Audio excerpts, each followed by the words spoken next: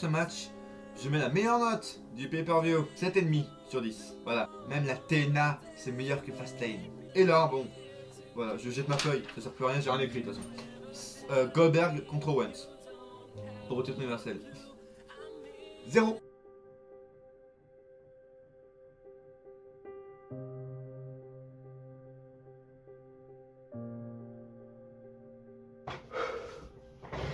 Les amis, aujourd'hui est un jour très spécial.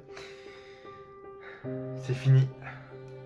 On avait une série d'invincibilité sur la chaîne, la première, hein, c'était jamais fait sur YouTube, jamais fait dans le catch, hein, on était à 3-0. On était à 3 séries, 3 d'affilée la série d'invincibilité, c'était 3 années d'affilée. Pendant 3 ans, la chaîne, chaque année, il y avait les pronostics de Fastlane. Chaque année, les pronostics de Fastlane, il se passait quelque chose dedans et puis elle sortait surtout un jour très spécial, hein, le jour de la naissance de cette personne devant vous. Mais cette année c'est fini. C'est terminé. C'est de l'ancien temps, c'est du passé. Parce que cette année, il y a après 2017, 2018 et 2019, c'était la dernière année parce qu'en 2020, l'Arabie Saoudite a tout raflé. Et cette année, il n'y aura pas de Fastlane. Il n'y aura pas de Fastlane cette année à la WWE sur ma chaîne YouTube, non. Et cette année, du coup, la vidéo pronostic du mois de mars ne sortira pas le 8 mars. Le jour de mon anniversaire, non. Elle ne sortira pas le jour de mon anniversaire. C'est du passé, c'était de l'ancien temps, les gars. Donc, je vais vous demander à vous tous de tourner la page désormais, c'est fini. Le 8 mars, on s'en fout. 19 ans, on s'en fout. Je vais vous demander à vous, comme à moi, de tourner la page. Ça va être compliqué, je le sais. Ça fait 3 ans qu'on a cette habitude. On a une très grande série d'invincibilité, je le sais très bien. Mais c'était trop. C'était 3 ans. Voilà, il faut savoir s'arrêter un jour. Et merci à vous qui m'avez soutenu pendant des années. Mais maintenant, il faut aller de l'avant. Et tourner la page.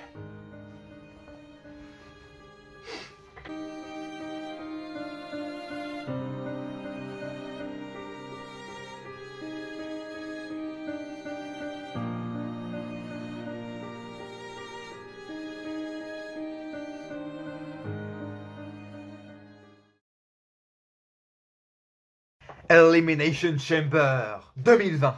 Eh bien, le pay-per-view qui va remplacer ce que je vous ai dit à l'instant, là, pouce bleu les gars, je vous demande vraiment un like pour le soutien pour moi, pour vous également, tous laissez un like sur cette vidéo dès maintenant. C'est une épreuve difficile qu'on doit passer sur la chaîne, mais c'est fait, faut tourner la page désormais, après 3 ans, c'est bon. Ça va être compliqué, mais voilà, Elimination Chamber 2020 et le pay-per-view qui va remplacer l'ancien pay-per-view du mois de mars. Cadeau, hein, parce qu'après un show en Arabie Saoudite, bon, mémorable, c'est... on passe à un Elimination Chamber, un vrai pay-per-view pour le coup, hein, qui commencera plus tôt aux États-Unis. Là, ils ne font pas de cadeau parce que là, je regarde la carte et c'est en fait, c'est bon. Déjà, il n'y a pas d'Elimination Chamber masculin, hein, qu'on soit très clair, c'est fini. C'est également, c'est comme ma série, c'est fini. Hein. Chamber masculin, c'est inutile. Roman Reigns, il a tout raflé. Hein, voilà, parce que maintenant, en fait, t'as le champion qui arrive sur le ring, c'est très simple. Hein. T'as le champion maintenant, la WWE qui arrive sur le ring, tout ça, il fait une promo, tout ça, et il n'a pas d'adversaire. Très bien. Et ben en fait, toi, dans les backstage à la WWE, t'as juste en fait à être le plus rapide. Il faut que tu sois le plus rapide. Que tu cours ta vie le plus vite possible jusqu'à la gorilla position pour être le premier devant Vince à faire ok, c'est moi. C'est moi. Si t'étais le plus rapide dans les backstage, hein, dans les couloirs des backstage, tu arrives et ta musique sonne et tu es le futur challenger numéro 1 au titre, les gars. Et là, on voit vraiment ceux qui méritent, tu vois, ceux qui ont un vrai cardio, ceux qui vont tous les jours à la salle. Et c'est Roman Reigns qui est le plus rapide, les gars. Roman Reigns a le plus grand cardio de toute cette compagnie. Hein. Franchement, je pense que très peu loin derrière, hein, très près de Roman Reigns, je pense qu'il y avait un petit Kurt Hawkins qui traînait. Ou Bo Dallas est très rapide également en cardio, hein, on sait. Donc ça s'est joué vraiment entre Bo Dallas, Roman Reigns. Ça aurait pu être Bodala, challenger numéro 1 en titre universel, on aurait tous voulu ça, vraiment. Ou encore un Dolph Ziggler ou même Baron Corbin était très très rapide. Hein. Baron Corbin, on peut dire ce qu'on veut, mais le mec, un ancien footballeur américain, il en a sous le capot, hein, le gars. Donc, non, le plus rapide au jour J, hein, ce vendredi dernier, c'était bien Roman Reigns qui ira affronter votre champion universel, Goldberg, à WrestleMania. Donc, pas de Chamber féminin cette année, masculin, pardon. Chamber féminin, ouais, mais on connaît le résultat hein, à l'avance. Donc, Asuka, peut-être qu'elle sera même pas là parce qu'elle a un truc au poignet. Est-ce que c'est une storyline ou pas? J'en sais rien. Et puis, il y a Natalia qui traîne là, voilà. Et puis, t'as Shayna Baszler. La meuf, en fait, ça fait 3 semaines qu'elle est en rivalité avec Becky Lynch. À un moment donné, j'ai envie de te dire, un enfant de 4 ans pourrait te pronostiquer ça. Le match est en fait est déjà écrit, signé, officialisé, comme c'est fait en fait. Comme Tyson Fury à WrestleMania, c'est fait, il aura un match contre qui? Baron Corbin apparemment, yes, mais il aura un match Tyson Fury et c'est pareil pour ça en fait. Chez Baszler Becky Lynch, le match est écrit, acté. Si c'est pas officiel à la télé, c'est officiel dans les backstage, c'est fait en fait, c'est écrit donc. Mais ça va être bien, ça va être bien. Hein. Puis j'ai hâte également de voir comment ils vont booker le Chamber Tag Team. On en a déjà eu deux même, en 2 ans là, les Chamber féminins là. Non, un, aussi deux, je crois, bref, je sais plus. Un. Voilà, on a déjà eu aussi un Chamber Tag Team, je crois, en 2015, je crois, ou 2016, un truc comme ça. C'était pas si mal, hein, là, du côté de SmackDown. Très hâte de voir Miz et Morrison qui ont déjà perdu leur premier match en tant que champion, alors que les mecs, voilà, ils sont champions depuis peu. J'ai hâte, très hâte, hein, bref. Il mérite ce pay-per-view de remplacer, de casser notre streak. Littéralement, la streak est pétée. Hein, la streak est brisée, the streak is over. Comme dirait Michael Cole, c'est fini. Hein, donc, bon, laissez un like, les gars. Abonnez-vous si ce n'est pas déjà fait pour en savoir plus. Et dans les commentaires, dites-moi tout de suite si vous êtes hypé et dans vos commentaires, en fait, sous cette vidéo, des pronostics, en fait, de Elimination Chamber 2020. On a 6 matchs, là, 6 matchs sur la carte, à ce que je vois sur Wikipédia. On aura sûrement un ou deux de plus de rajouter. Et putain, ils ont de la gueule. Putain, ils ont quelque chose. Les matchs, là, un mois avant WrestleMania, mais c'est magnifique. Franchement, c'est beau, tu vois.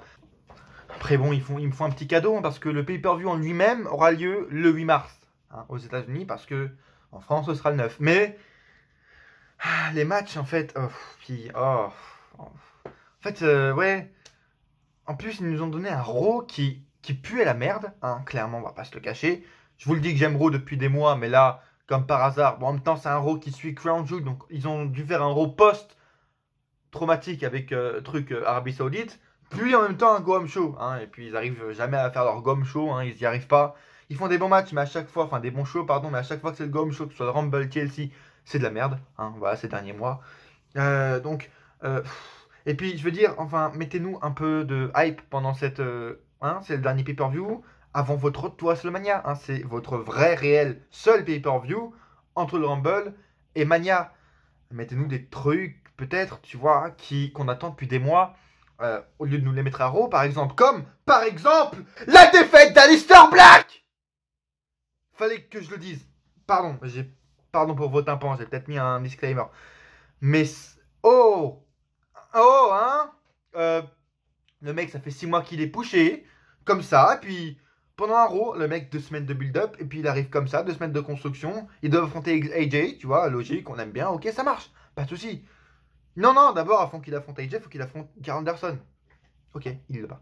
Affronte, bref, vous connaissez l'histoire, on va en reparler dans 2 minutes, quand on va parler du match, par exemple, ok, première défaite d'Alistair Black, bon, WrestleMania, c'est dans un mois, donc au pire, offre-nous à Mania, mais non. Ok, Chamber.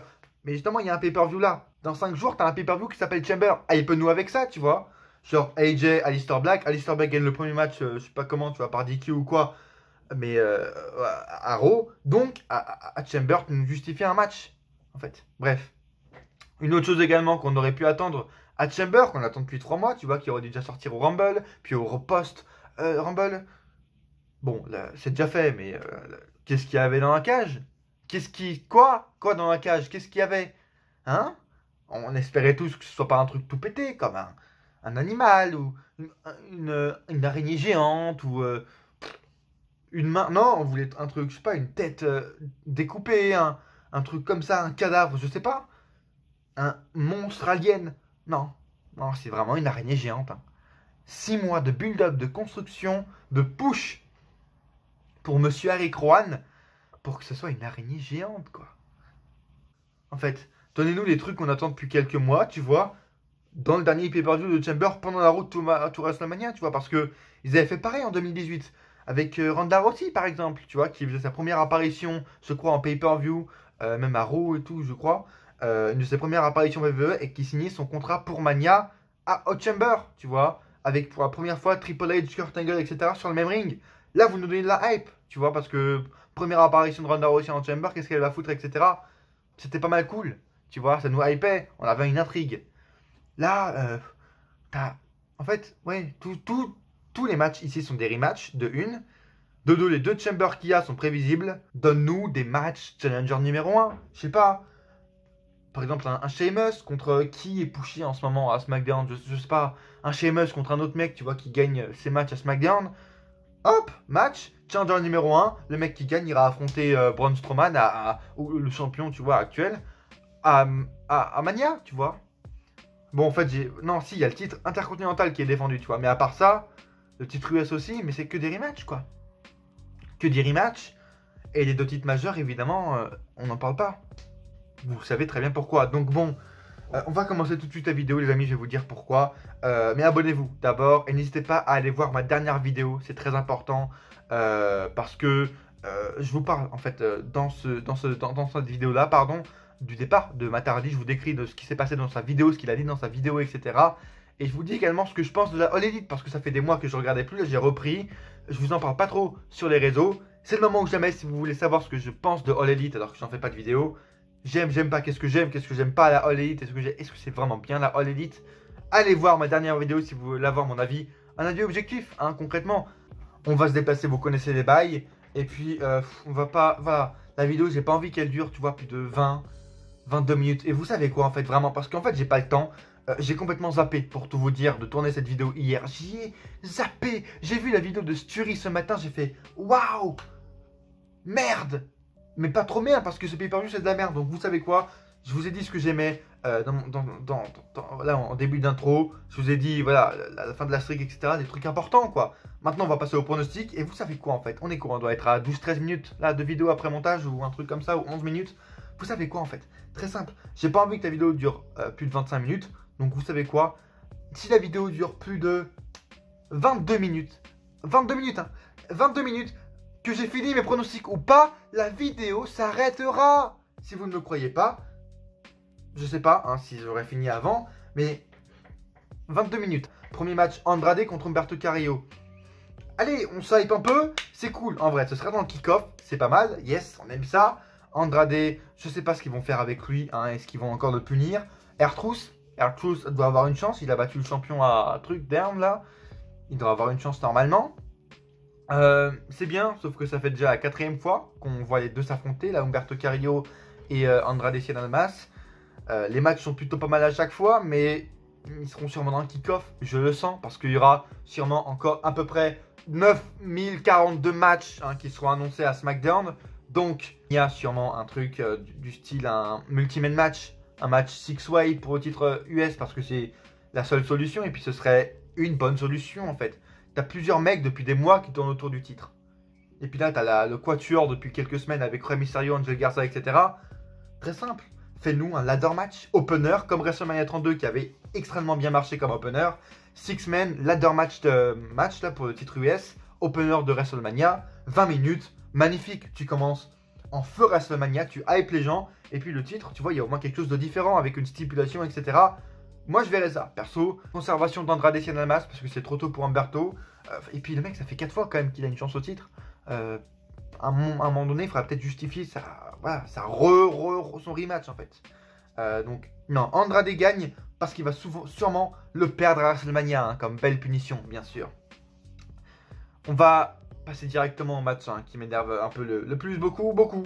Hein. AJ affronte Aleister Black dans un match sans disqualification. Hein. C'est bien, de base, c'est un match super hypant, sauf que de une, ils nous l'ont fait à Raw, et puis de deux, bah, la build-up était pas folle, hein, comme je vous l'ai dit.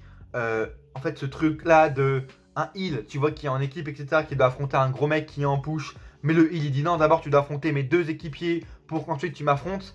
Ça, en fait, ça marchait genre il y a 10 ans, 15 ans, tu vois. Et encore, ça marchait même pas à ce moment-là parce que si encore, tu vois, j'aurais 6 ans, 6 ans et demi, j'aurais pu encore, tu vois, être un peu énervé envers le heel en me disant oh pourquoi. Mais non, c'est fini en fait. Ce truc de le heel qui fait affronter, c'est chiant. En fait, c'est juste gavant. C'est frustrant, ça fait perdre du temps, ça sert à rien, tu vois. Donc c'était voilà, je n'aime pas en fait ce mode-là de construction. Et puis, je veux dire, Aleister Black a perdu en fait.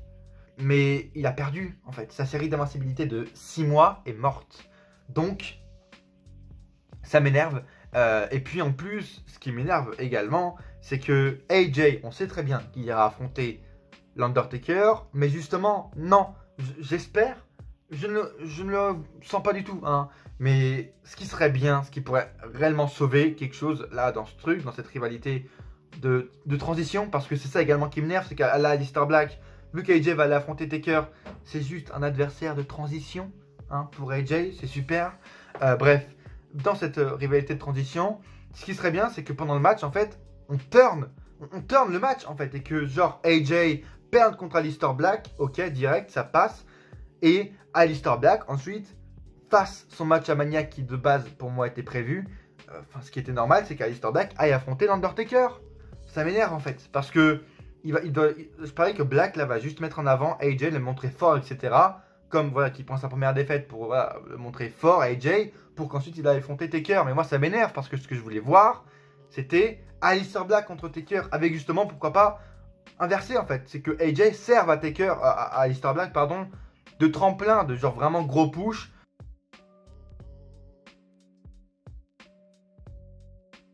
Street Profits contre Rollins et Murphy. 3e fois qu'on voit ce match en 5 jours. C'est bon pour vous, hein? Bon, les Street Profits qui remportent les titres par équipe d'Euro, c'est bien sympa, mais ça va mener où en fait? Également pour Rollins et Murphy, ça va mener où? Je suis pas intéressé parce que comme je vous l'ai dit, c'est la 3e fois qu'on voit ce match en 5 jours. Les Street Profits, ils ont même pas mérité un match de rematch en fait, parce qu'ils avaient perdu clean. Un truc à Arabie Saoudite, ils avaient perdu clean en fait. Ok, mais normalement, les rematch close, c'est fini, hein. On se rappelle, il y a 2 ans, Vince McMahon, etc., l'autorité qui fait ok, on vous écoute. Et du coup, les matchs rematch close, il n'y aura plus de rematch automatique. C'est fini. La clause de rematch n'existe plus, hein. Voilà. Donc, on a la preuve avec les Street Profits contre Murphy et Rollins, hein. Je pense à une victoire de Street Profits. Voilà, ils ont... Bon, Rollins et Murphy n'ont pas fait grand-chose en tant que champion. Est-ce que ça va mener à un Rollins-Murphy à Mania ou est-ce que ça va mener à un Rollins-Owens à Mania, ce qui m'intéresserait le plus? Après, qu'est-ce que va faire Buddy Murphy? Si Rollins a un 1v1 à Mania, c'est ça qui m'énerverait, c'est que Murphy ferait rien en fait à Mania. Mais il y aura un trio, tu vois, c'est soit Rollins Murphy à Mania, soit Rollins Owens. Dans tous les cas, les Street Profits se conservent ce soir, on va pas y passer 15 ans. Peut-être que le match peut être un peu meilleur que à Raw et à Super Showdown. Bref, j'y crois pas super. En vous parlant de rematch close, hein, qui sont annulés complètement depuis 2 ans, Braun Strowman affronte Shinsuke Nakamura pour le titre des États-Unis. Intercontinental, pardon, hein, pour la 4e fois, hein. Rematch du rematch, déjà encore une fois, c'est terminé, mais en plus de ça, on est sur un titre solo, hein, de base. Le titre intercontinental, c'est de base un titre solo. C'est pour ça qu'on a un 3 contre 1, un match handicap. Pendant la signature de contrat, les mecs ils ont modifié. Tu vois, Braun Strowman il signe tranquille comme ça, donc normalement c'est fait, c'est acté, hein, tu peux rien faire. Et puis t'as Sami Zayn qui parle en mode oh, tu veux faire le fou, Braun? Ok. Et bah à Chamber c'était vraiment un homme qui nous affronte nous 3, Cesaro, Sami Zayn et Nakamura. Et match handicap pour les titres solo, c'est genre les pires trucs parce que tu fais passer déjà le heel pour un putain de faible. Nakamura ne peut pas se défendre tout seul, ok super, yes. Et puis le titre intercontinental n'a plus de prestige, hein, il est complètement décrédibilisé, il n'a plus aucun sens. Tu mérites ta chance au titre. Pourquoi Cesaro et Sami Zayn mériteraient une chance au titre? Et s'ils gagnent, qui est champion? S'ils gagnent, ils se partagent le titre en 3. Genre, il y a un mec qui a le côté du titre, un autre mec qui a l'autre côté, puis l'autre il a le centre, hein, du titre. Comment ils font s'ils gagnent en fait? Bande de cons. Donc évidemment, Strowman conservera, hein. Ça va sûrement mener à un rematch, hein, à Mania avec Nakamura, ou soit un Strowman Sheamus, qui serait logique parce que Sheamus c'est vraiment le mec le plus mis en avant actuellement à SmackDown, donc j'aimerais bien voir ce match à Mania, hein, ça serait cool, en plus les deux gros mecs, etc. Ça mettra le titre en avant avec Sheamus, donc bref, victoire de Strowman, hein, sûrement, ça m'étonnerait pas. Match par équipe, allez, je vais vous les dire, on a quoi? On a Morrison et le Miz, les champions, le New Day, les Usos, Lucha House Party, Robert Roode et Dolph Ziggler, et Heavy Machinery, hein, qui n'ont plus catché depuis à peu près 4 mois et demi, parce que Otis essaye de se faire Mandy Rose. Voilà. Avec sûrement Tucker qui va tourner heel contre Otis, parce que qui a fait la lettre, qui a fait le texto pour dire qu'il serait en retard ou quoi? Tucker va sûrement tourner heel, ils vont séparer l'équipe, ça va être super. Très simple, hein, c'est soit Morrison et Miz, soit New Day, parce qu'ils ne peuvent pas séparer en fait les titres du New Day, c'est impossible, hein, c'est une impossibilité totale pour eux. Mon cœur, mis sur Miz et Morrison, j'aimerais qu'ils conservent clean, hein, pas avec des triches, fair and square, parce qu'ils méritent, parce qu'ils sont forts, hein, de base, Miz et John Morrison. Les Usos vont sûrement avoir un truc à manier également. Pourquoi pas un triple menace avec le New Day, les Usos et John Morrison et le Miz, ça m'étonnerait pas. Hâte de voir comment Bruce Pritchard va nous booker un tag team chamber match. Et le main event, est-ce que ce sera le main event? Parce que là, il n'y a rien qui a la carrure d'un main event. Match Elimination Chamber féminin, hein. Natalia contre Liv Morgan, contre Shayna, contre Asuka, contre Ruby Riott et contre Sarah Logan. Les 3 du Riot Squad vont sûrement s'auto-éliminer, hein, il y aura une couille, ça va être super. Voilà, ils ont essayé de nous hyper là, à Raw avec un match avec Sarah Logan en tant qu'arbitre spécial. Que Shayna Baszler va aller gagner ce match et va aller affronter Becky Lynch à WrestleMania, parce que comme je vous l'ai dit, le match est acté, officialisé, c'est fait en fait. Un enfant de 4 ans pourrait pronostiquer cette victoire. Tu vois 2 personnes en rivalité qui se tapent sur la gueule depuis 3 semaines. Mais rien n'a annoncé, hein. Elles sont pas en 1, elles se tapent sur la gueule, tu vois. Puis t'as un match qui est annoncé avec 5 autres meufs qui n'ont jamais fait face à la championne. Puis une meuf qui est overpushée, qui fait ses débuts dans le main roster et qui est depuis 3 semaines en rivalité avec la championne. On élimine 3 directs, c'est le Riot Squad parce qu'ils vont s'auto-éliminer, elles vont s'auto-éliminer. Asuka Natalia également, il y a une couille entre elles depuis quelques mois. Donc Shayna Baszler, voilà, c'est la seule qui est sans rien en ce moment. Est-ce que j'ai besoin vraiment d'éterniser sur ce sujet-là? Shayna Baszler ira sûrement remporter son match à Chamber. Ça va être très cool d'ailleurs, parce que voilà, j'ai hâte de la voir dans une cage comme ça, etc. avec son personnage. J'ai hâte de voir ce qu'elle va faire. Donc le match en vrai peut être plutôt cool pour Shayna et même pour Asuka. Donc hâte en vrai de voir ce qu'elles vont faire. Mais Shayna Baszler va aller remporter ce match. Aucun suspense, comme pour tout en fait, pour tout ce pay-per-view, il n'y a aucun suspense les gars. Dites-moi vous dans les commentaires ce que vous en pensez de ce pay-per-view. Est-ce que vous êtes hype ou pas? Dites-moi vous une note de hype dans les commentaires et vos pronostics. Est-ce que les titres par équipe vont changer de main? Est-ce que Nakamura, Cesaro et Sami Zayn vont devenir les triples Troco champions intercontinentaux? Abonnez-vous si ce n'est pas déjà fait, c'est hyper important, et suivez-moi sur tous les réseaux qui sont dans la description, Insta, Twitter, parce que là en ce moment en plus je mets des vidéos réactions de Goldberg qui gagne, de Eric Rowan, etc. sur Insta, donc allez me suivre sur Insta les gars. Et à coup sûr, on se retrouve dans une prochaine vidéo. Ou pas.